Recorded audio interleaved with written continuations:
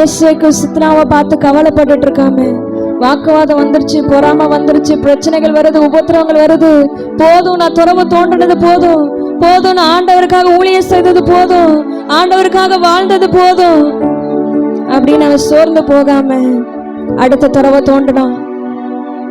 ஏசேக்கு சித்ரா என் வாழ்க்கையில வரதான் செய்யும், ஆனா அதை பார்த்துட்டு நான் உட்கார்ந்துருக்க மாட்டேன், அதை பார்த்துட்டு நான் சோர்ந்து போக மாட்டேன், அதை பார்த்து நான் பயந்து போய் அதே இடத்துல ஆசீர்வாதத்தை இழந்து போய் நிக்க மாட்டேன். திரும்பவும் எனக்கு ஒரு ரெஹோபோத் உண்டு என்று சொல்லி விசுவாசத்தோட துறவை தோண்டினா. அந்த இடத்துல வாக்குவாதம் வரல, அந்த இடத்துல பொறாம வரல, அந்த இடத்துல கலக்கங்கள் வரல, அந்த இடத்துல உபத்திரங்கள் வரல. பெரிய ஆசீர்வாதத்தை கர்த்தர் வைத்திருந்தார் ஈசாக்குக்கு.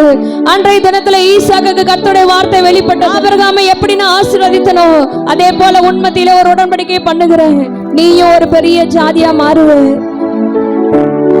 உன்னையும் நான் ஆசீர்வதிப்பேன், உன்னையும் நான் பெருக பண்ணுவேன்.